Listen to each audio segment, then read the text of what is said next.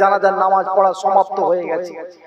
আবু বকর হুজুরের মনে মনে হলো, আমি আবু বকর সিদ্দিক এত দূর থেকে এলাম, অন্তত যুবক ছেলেটা জানাজার নামাজটা আমি পড়তে পারলাম না।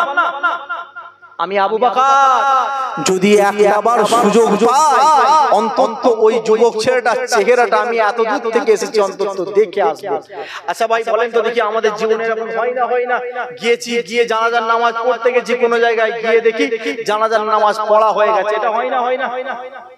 কথা বলেন, আমরা কি করি? সঙ্গে সঙ্গে ওখান থেকে ফিরে চলে আসি, কথা ঠিক কিনা? শরিয়ত আজকে এখান থেকে আপনাকে শিক্ষা দিচ্ছে, এই মজলিস থেকে আপনি এখান থেকে শিক্ষা নেন, ওখান থেকে আপনি ফিরে আসতে পারবেন না। আপনাকে শরিয়ত ওখান থেকে হুকুম দিচ্ছে, শিক্ষা দিচ্ছে।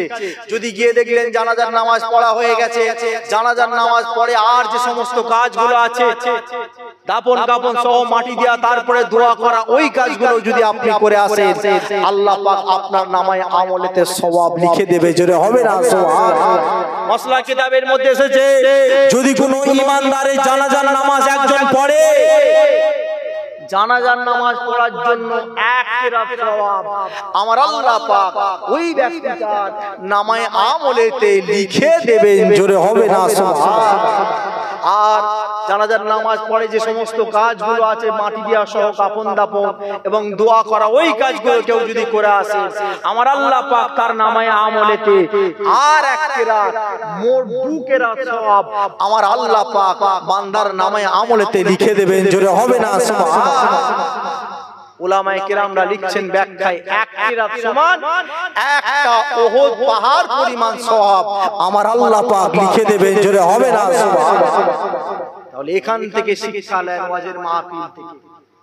আপনার কাছে খবর এসেছে কোন ব্যক্তি ইন্তেকাল হয়ে গেছে, জানাজার নামাজ পড়তে আমাদেরকে যেতে হবে না? সবের আমাদের দরকার আছে ভাই, কথা ঠিক কিনা? জোরে বলে। আমরা হলাম নেকির ভিখারি, সবের ভিখারি। যেখানে অন্তত সুযোগ পাবো, এই যে এসে জলসার মাহফিলেতে আপনারা এসে বসে আছেন, এই যে এসে বসে আছে, কিতাবওয়ালা লিখছে, কিতাবের মধ্যে এসেছে, যদি কোনো ওয়াজের মাহফিলে কোনো ব্যক্তি খালেস দিলে নিয়ত করে গিয়ে বসে যায়, আর আল্লাহ পাক যে রাস্তা দিয়ে ওই ব্যক্তি যে হেঁটে হেঁটে যায়, প্রতিটা কদম হাঁটার ওসিলায় আল্লাহ পাক 10টা করে গুনাহ মাফ করে দিয়ে 10টা করে নেকি দিয়ে দেন। জোরে হবে না সুবহানাল্লাহ। এবং উলামায়ে কেরামরা আরো লিখছে, খালেস দিলে এসে যে ব্যক্তি বসে যায়, জলসার মাহফিল সমাপ্ত করে যায়, আল্লাহ পাক ওই ব্যক্তিটার নামায় আমলেতে 500 রাকাত নফল নামাজের সওয়াব লিখে দেন। জোরে হবে না সুবহানাল্লাহ। আজ সমাজে ভেজাল লেগেছে, তারা রমজান মাসে তারাবির নামাজ নিয়ে কোথাও দেখতে পাওয়া যায়, কে বলে 8 রাকাত পড়বা, কে বলে 12 রাকাত পড়বা, কে বলে 20 রাকাত পড়বা। আমরা হলাম মুজাদ্দিদে জামান দাদা হুজুর কিবলা সিলসিলার অনুসারী মতাদর্শের মানুষ, আমরা নিশ্চয় 20 রাকাত পড়বো, এতে তো কোনো সন্দেহ নাই। যে ব্যক্তি আপনাকে 8 রাকাতের সাজেশন দিচ্ছে, 12 রাকাতের 10 রাকাতের সাজেশন দিচ্ছে, ও ব্যক্তিকে আপনি বলবেন রমজান মাসে তো শুনেছি এক করলে 70 গুণ সওয়াব হয়। জোরে হবে না সুবহানাল্লাহ। তারাবির নামাজ যদি আমি 20 রাকাত পড়ি, তো অসুবিধা কি আছে? দলিল আদাল্লাহ অনেক আছে, তর্ক বিতর্ক আলেম ওলামাদের সঙ্গে হবে না। আপনারা হলেন সাধারণ মানুষ, যখন আপনাকে সাধারণ ভাবে বলবেন, আপনি সাধারণ যুক্তিতে বুঝিয়ে দেবেন তাকে যে ভাই রমজান মাসে তো সওয়াবের কাজ করলে কোনো অসুবিধা নাই। যদি রমজান মাসে শুনেছি নফল করলে আল্লাহ সওয়াব দেয়, এই নফল করলে আল্লাহ পাক ফরজের সওয়াব দেন। যদি আমি 20 রাকাত পড়ি, তাহলে নফল ইবাদত যদি বেশি পড়ি, তাহলে এর জন্য তো আল্লাহ পাক ফরজের সওয়াব অনেক বেশি দেবেন। একবার জোরে হবে না, আরেকবার জোরে হবে না সুবহানাল্লাহ। আমার দিনদার ইমানদার ভাইরা, যুবকেরা, আল্লাহ পাকের ইমানদার ভাবেরা পরিবর্তন হন। এই রোজার মাসে নিজের গুনাহ খাতাকে maaf করার চেষ্টা করেন। আজকে হয়তো রমজানের কথা বললাম, বিশ্বাস করে এই রমজানের গুরুত্ব ফজিলত সম্পর্কে না বললে নয়। যেহেতু আমরা রমজান মাসে আজকে ওয়াজের মাহফিলে বসেছি ভাই, কথা ঠিক কিনা? জোরে বলেন। ফিরে আসেন যে কথা বলছিলাম, সিদ্দিক আকবর আবু বকর হুজুর গিয়ে যখন পৌঁছালেন, গিয়ে দেখলেন যুবকের জানাজার নামাজ পড়া সমাপ্ত হয়ে গেছে।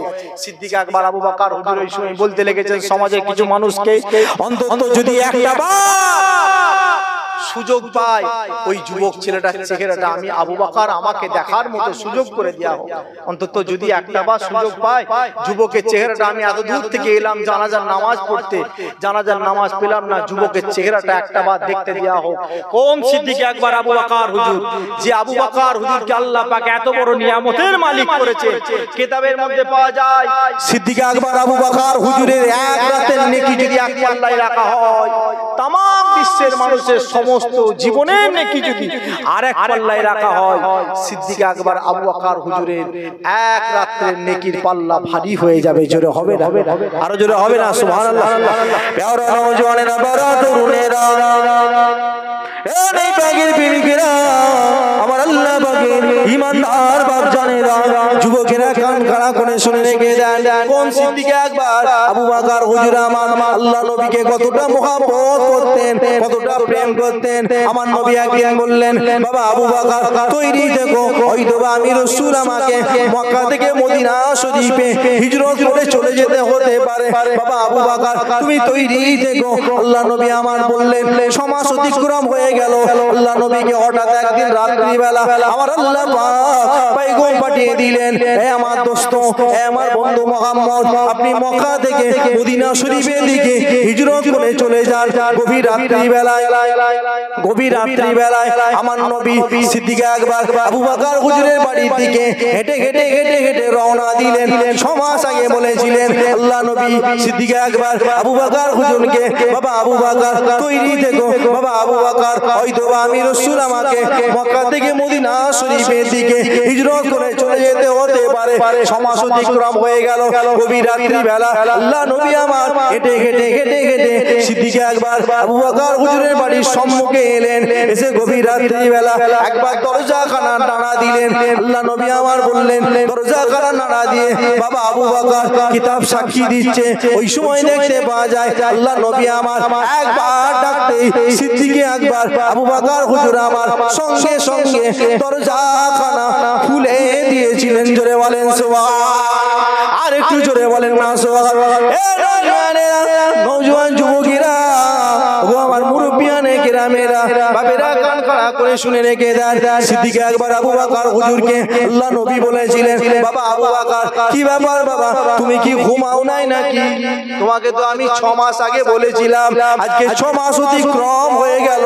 গভীর রাত্রি বেলা আজকে এসে আমি একবার ডাকলাম, সঙ্গে সঙ্গে দরজাখানা খুলে দিলে, কি ব্যাপার বাবা আবু বকর, তুমি কি ঘুমাও নাই নাকি? ওই সময় আবু বকর সিদ্দিক হুজুর আমার আল্লাহ নবীকে বলেছিলেন, ইয়া রাসূলুল্লাহ, ইয়া হাবিবাল্লাহ, হুজুর আজকে 6 মাস অতিক্রম হয়ে গেল। আমি আবু বকর আমার মনে মনে হয় কোন দিন না বিশ্ব নবী আসবে, কোন দিন রাত্রি বেলা এসে আমি আবু বকর আমাকে ডাকবে। আমি আবু বকর দরজাখানা খুলতে পারবো না। আমি আবু বকর আল্লাহ নবীর এক ডাকে সাড়া দিতে পারবো না। আমি আবু বকর আমার নিজের জান, নিজের বাপ মায়ের জান আপনার কদমে কুরবান। ইয়া রাসূলুল্লাহ, ইয়া হাবিবাল্লাহ, হুজুর আজকে 6 মাস হয়ে গেল আমি আবু বকর আপনার মহব্বতে রাত্রি বেলা ঘুমাই নাই। জোরে বলেন সুবহান। কেমন মহব্বত ছিল, ভালোবাসা কেমন ছিল, প্রেম কেমন ছিল। আর আমরাও বলি নবীকে ভালোবাসি, নবীকে মহব্বত করি। আমরাও বলি নবীর জন্য জীবন দেব বলে রাজি। চিন্তা করে দেখেন, নিজে মিলিয়ে দেখেন, বিশ্বাস করেন আজকে মুসলমানদের কি অবস্থা, কি ছিল, কি হলো আজকে আমাদের অবস্থা। আমরা হলাম মুসলিম ঘরে, মুসলমান ঘরে জন্মগ্রহণ করেছি। আমাদের পূর্বপুরুষেরা কত কষ্ট করে গেল, মেহনত করে গেল। আপনার পূর্বপুরুষেরা মুজাদ্দেদ জামানের হাতে হাত দিল, আপনার পূর্বপুরুষেরা 5 হুজুরের হাতে হাত দিল, আপনার পূর্বপুরুষেরা খলিফা হুজুরদের হাতে হাত দিল। মেহনত করা, পরিশ্রম করা ইসলামটা আজকে আমরা সহজে পেয়ে গেলাম। কিন্তু মুসলমান ঘরে জন্মগ্রহণ করে এখনো দেখতে পাওয়া যায় অনেক ব্যক্তি আছে রমজান মাসে রোজা রাখে না। আমি নিজে ফুরফুরা শরীফে ইসালে সাহাবে, আমি আবুজার ভাই সঙ্গে কয়েকটা ভাই একসঙ্গে ঘুরছিলাম বিভিন্ন জায়গায়। প্রথম দিন, দ্বিতীয় দিন, তৃতীয় দিন রাত্রেবেলা আমরা একটু করে মাঝে মাঝে এদিক ওদিক করে জিয়ারত করতে যাই। যখন যাচ্ছি হেঁটে হেঁটে যেতে যেতে দেখলাম রাত্রিবেলা সেরে আবার তারপরের দিন রাত্রিবেলা আমাদের পরিচিত কয়েকটা হোটেলকে দেখলাম রাত্রিবেলা বিক্রি ঠিকঠাক প্রথম কয়েকটা দিন হয়নি, প্রথম 2 দিন হয়তো ঠিকঠাক ভাবে বিক্রি হয়নি।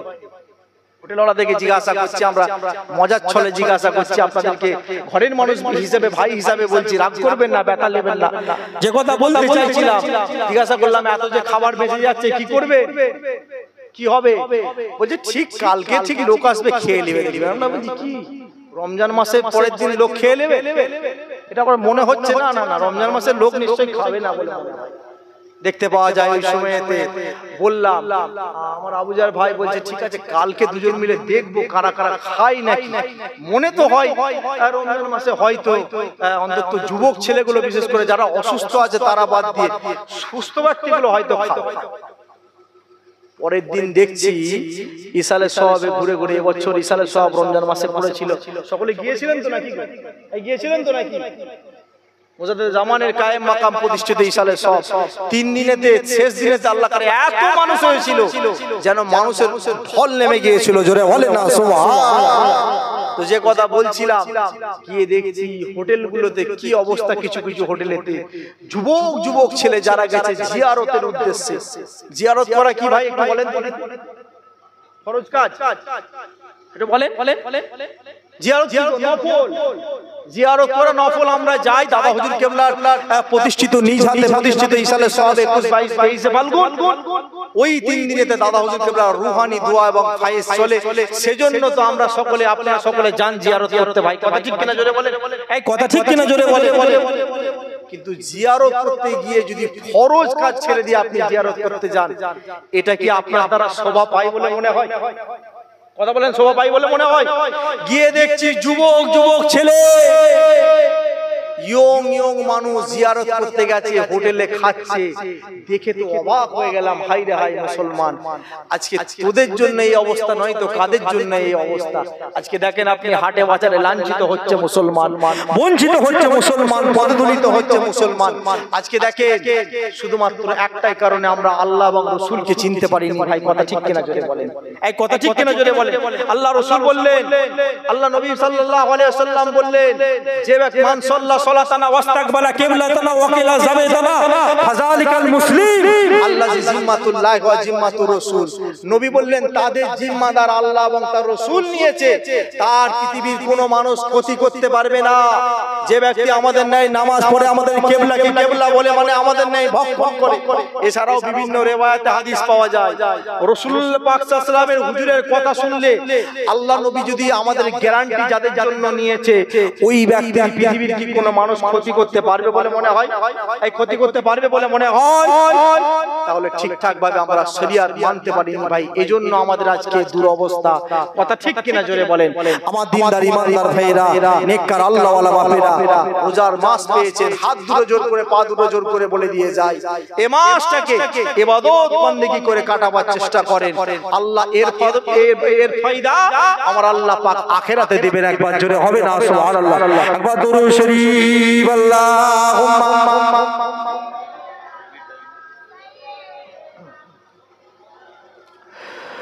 ওয়ালা আলি।